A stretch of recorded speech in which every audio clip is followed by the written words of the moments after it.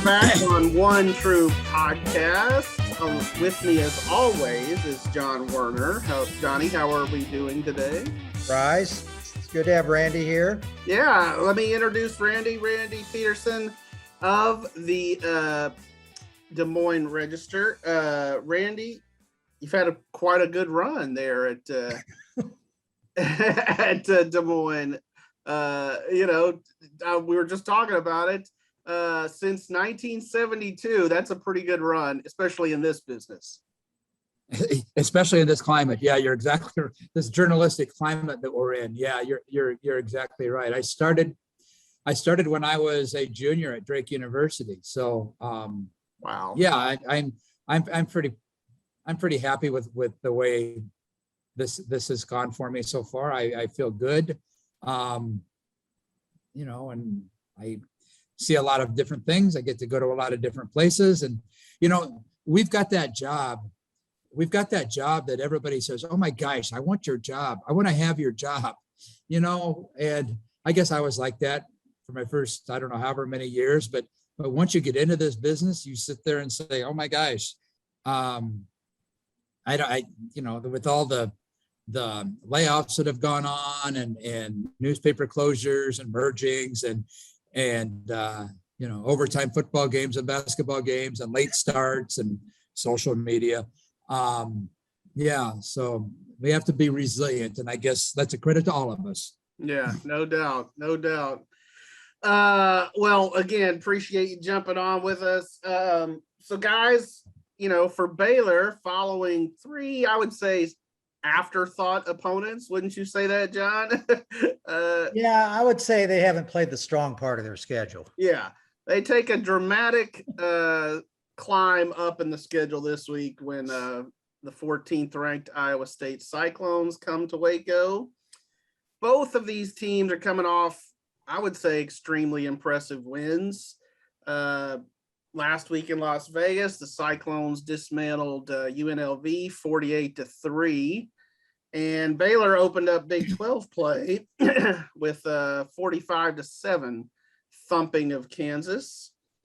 So the Cyclones are a touchdown favorite in this game. I mean, obviously we expect Iowa State to be the favorite as the ranked team, but how vulnerable do you guys think that Matt Campbell's team might be to an upset, and do you see Baylor pulling that off? Randy, we'll start with you. Yeah, I don't know whether Iowa State's vulnerable to an upset. They've had a couple eye openings in the Northern Iowa game, which was 16-10, and in the Iowa game, which Iowa is pretty darn good.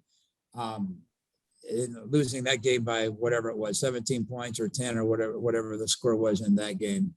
So Iowa State's had its eyes open, and especially Brock Purdy, who was benched in the fourth quarter of the Iowa game with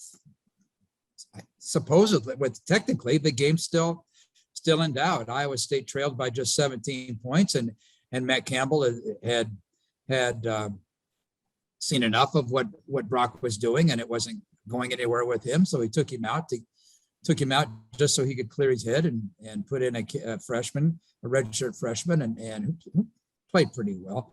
But yeah, so I think Iowa State's had its eyes open. So as far as vulnerable for an upset, I guess that's always possible, especially on the road and especially at Waco. But there will be tents, I hear. So that's indeed. I don't know whether you guys are all familiar with the tent gate controversy that was up here, at least about 2019. But yeah, so anyway, so that Iowa State will have that going for them. They'll have some shade on the sidelines. Nobody tailgates like Iowa State in the Big 12 anyway. So that's phenomenal. Yeah. Bryce. I think an upset is possible, but this, like you mentioned before, this will be a huge step up in competition for Baylor. I don't think they've seen a team nearly this physical or even this talented. I don't think Baylor will be intimidated by them. They played them really well up in Ames last year. It came down to the last minute. Mike Rose intercepted a Charlie Brewer pass in the end zone to to clinch the win for Iowa State. So I don't think they'll be intimidated by the Cyclones. I think they'll be excited to play them. I give them a slight chance of an upset, but like you mentioned, this is a big step up in competition. Yeah, I'd say it's the litmus test thus far, at least for Baylor. We're about to find out, just how improved they are. To me, if they're in the game, in the fourth quarter, I feel like that's a really good sign for Baylor going forward. And, even if they lose this game, just the fact that you're coming off a 2-win season and you're trending up, bodes well for Baylor. I feel like they're going to be back in a bowl game this year. And, obviously a win over Iowa State would certainly help that, but I don't look at this as a make or break game for Baylor. So Randy, you talked about the Cyclones, but the expectations for this Iowa State team were kind of sky high entering the season. Actually got some votes from the media for a Big 12 favorite. A lot of people predicted, Iowa State to challenge Oklahoma for that Big 12 title. With the loss to Iowa, did that dampen any of the enthusiasm around this program? No, it did not. Iowa State never beats Iowa. Matt Campbell never beats Iowa. So life goes on.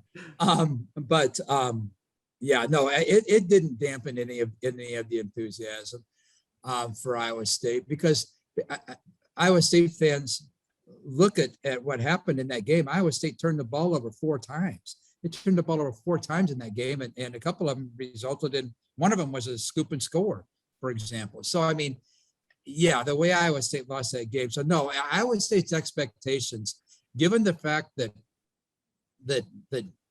darn near every starter, not just starter, the whole depth chart, almost the whole depth chart, returned from a team that went to its first New Year's Six game last year, that played that actually beat Oklahoma during the regular season, lost against the Sooners in the Big 12 championship game, but pretty well beat Oregon, an Oregon team now in the Fiesta Bowl, an Oregon team now that's right up there in the national polls.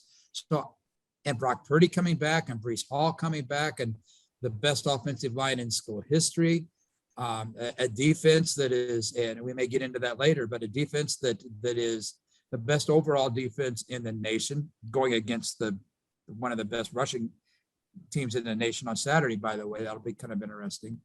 But yeah, I don't think that the expectations were too high, and I think Iowa State can still live up to those expectations.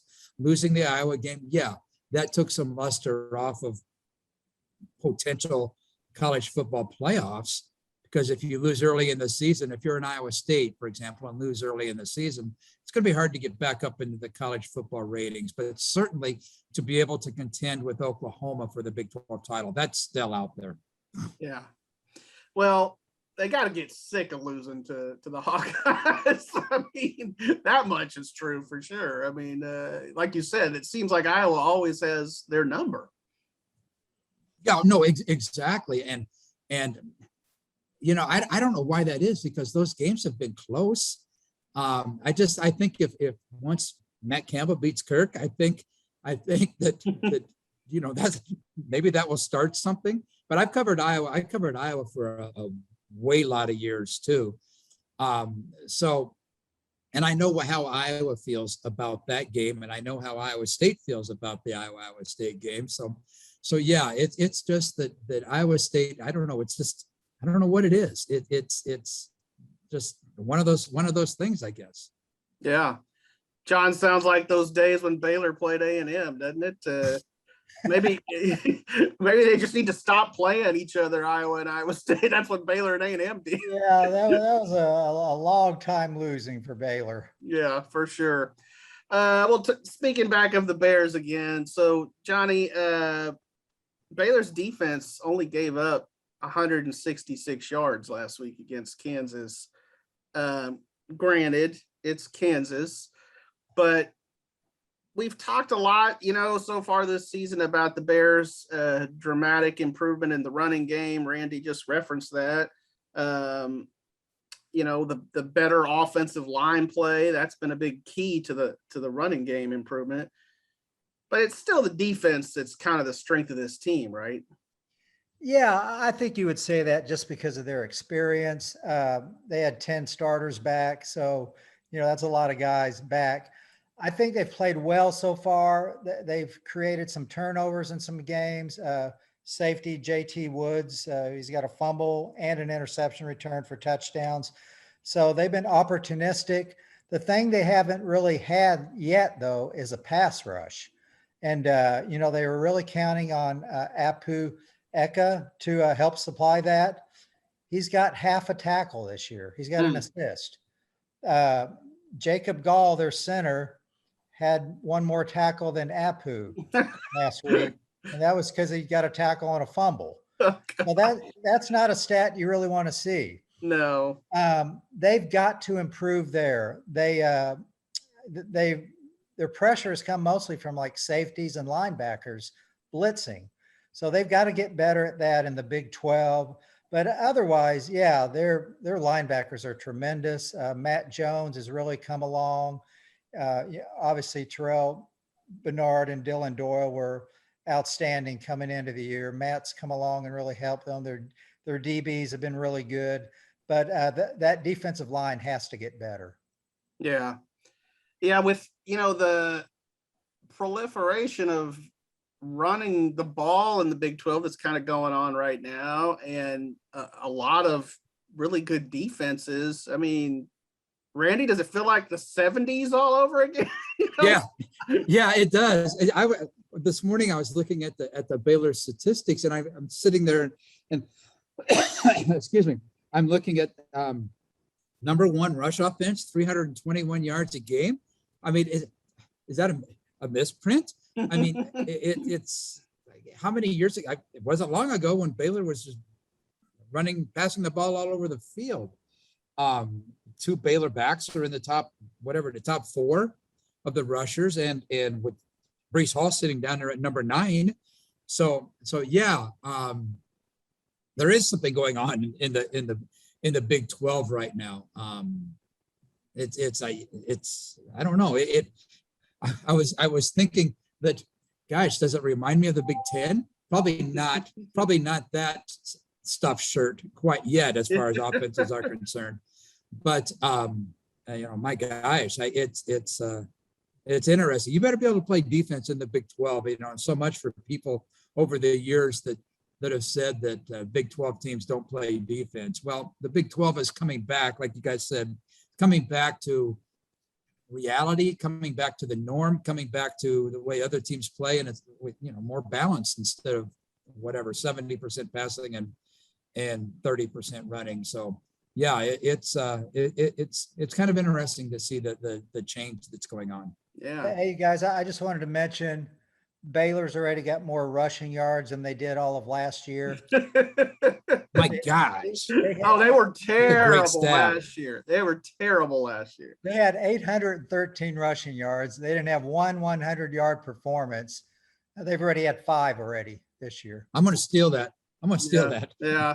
Yeah, that's a good stat. Jeff Grimes has made a difference as the new OC for sure. Here, let me reciprocate. Iowa State is since 2001, Iowa State's had just 4 1-0 Big 12 records. So okay, there you go. There you go. That's and 2 of those have been against Kansas. That's Season openers against Kansas. Yeah, so. we can start writing our notebooks right now for the week. Oh, boom! Exactly. Here's the other good thing from a sports writer's perspective about the rise of the running game. Hey man, that's deadline friendly. We like running game. Oh yeah, bring it on. Yeah, Wishbone. Dude, the UNLV game last week started at 9:30 Central Time. Oh my gosh. Talk about deadline. Yeah. We blew every deadline there. Yeah. No doubt.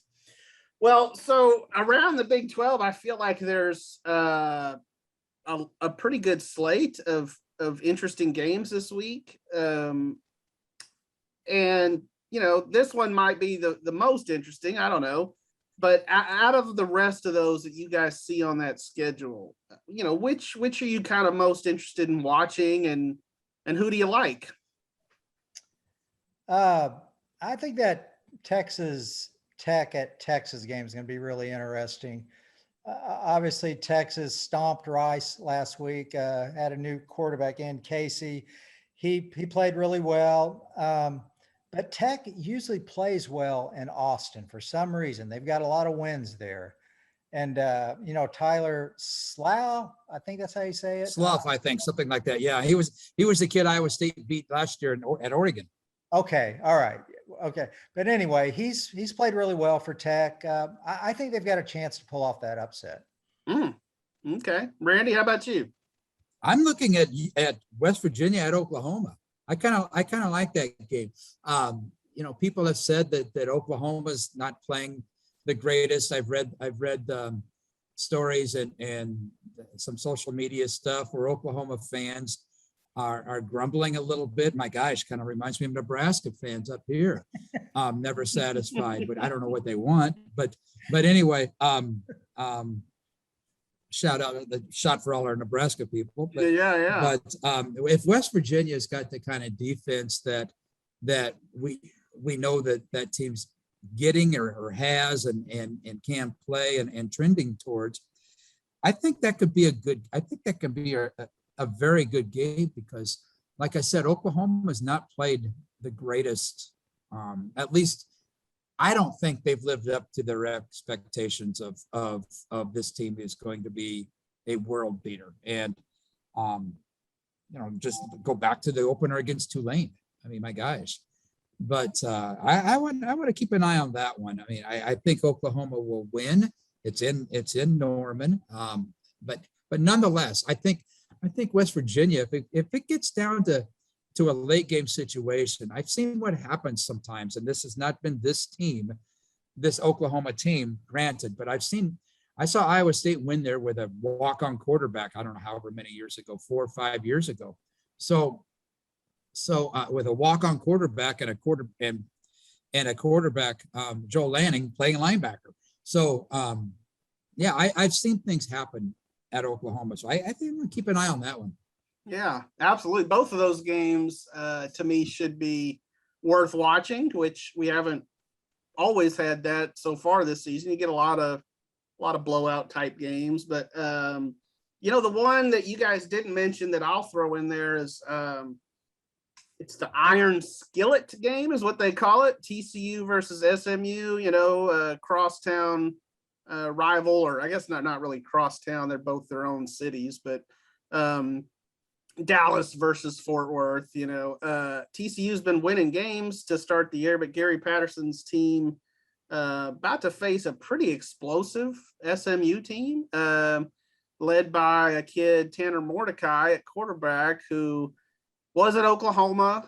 He's a former Waco kid right here at Midway High School, and I'm gonna be writing a feature story about him, talking to him later today. So they've been lighting it up. SMU has. So this is a legit test for Gary Patterson and TCU, and I think that's going to be an entertaining game. So we'll see how that comes out. Excuse me.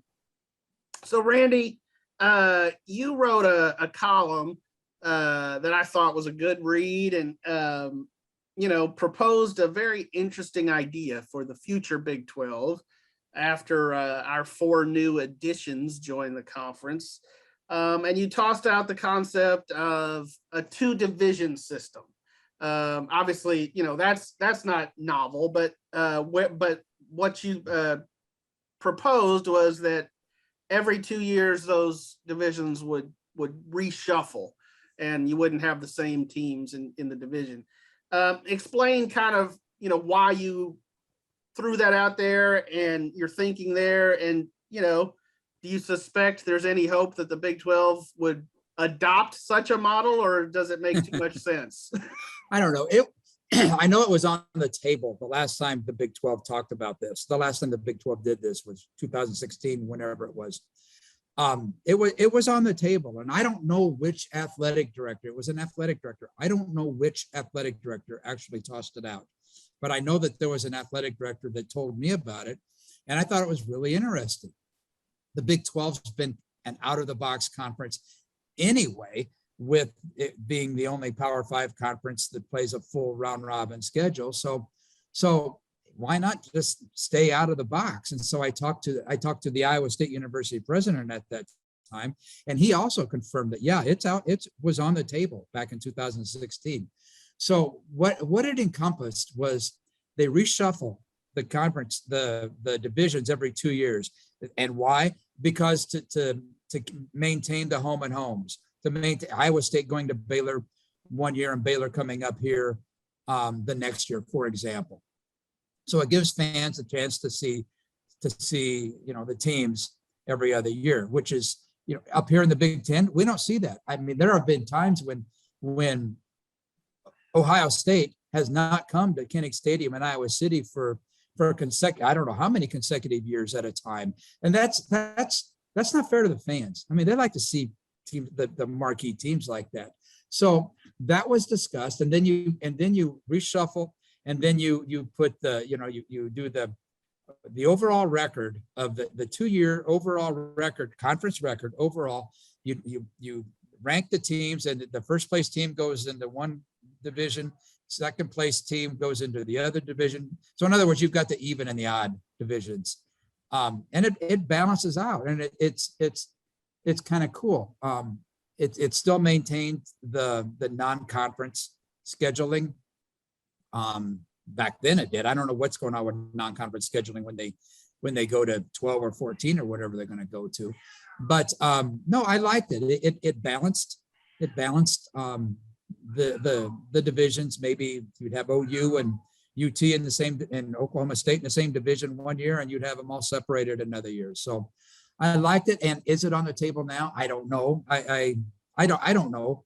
I know I ran it by Jamie Pollard, the Iowa State athletic director, a couple of weeks ago, and he said that to me. He said, that's interesting. He said he'd forgotten all about that, and that he was going to have to to research that again. So maybe it will be on the table. I don't know, but if the Big 12's going out of the box anyway, they may as well stay out of the box. Yeah, no doubt. Certainly in the new era of college football, geography doesn't really matter anymore. Oh, no, exactly. We don't. Yeah, they're all geographically challenged. Yeah, no doubt, no doubt. So that plays really no part in it, but it's an interesting idea. We'll see how it all plays out with the new Big 12, which will actually have 12 teams at one point, so it'd be nice to get back to 12. Well, Randy, again, thanks for jumping on with us. So obviously Iowa State comes to Baylor this year. Baylor, will go back to Ames, next year, I guess. So for John, he'll probably be the one up there. Occasionally I've made that trip with him. We've been to Hickory Park a lot. Is there any other place, up there that we need to check out if we're going to Ames or that area? Yeah, there's a couple good pizza places, and I live in Des Moines, so oh darn, what's the name? I can't think of the name of it, but yeah, you guys, if next year you get a hold of me, and I'll drive up there. It's only half hour. I'll drive up to Ames and hook up with you guys. But Hickory Park is still the very popular place for when people come in off the road, come into games at Iowa State. So yeah, we'll hook you up. All right, good. Hey, Bryce, I will say I've hit Hickory Park every time, and every time I've walked into Jack Trice Stadium, I felt really bloated. Yeah. Is it the barbecue or is it the ice cream? It's both. Both. Okay. You've got to get both. Yeah, you got to make room for the ice cream. Well, that's really it for this week. Randy, thanks again for jumping on with us, and obviously wish you a great season. All right, thanks guys. Anytime. Thank you, Randy. Thank you.